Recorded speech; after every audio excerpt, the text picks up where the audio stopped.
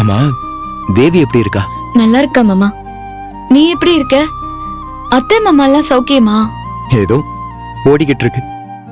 ஆமா, என்ன விஷயம்? நீ விஷயம் இல்லைன்னா கால் பண்ண மாட்டியே.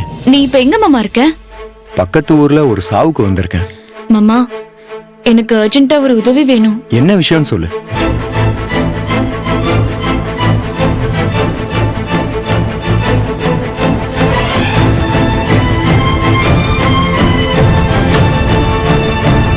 இன்னும் உன் அத்தை கிட்ட குடும்பத்தை பத்தி எதுவுமே சொல்லலையா? மாமா, அது சொன்னா தேவிக்கு வாழ்க்கையே வீணா போயிடும்.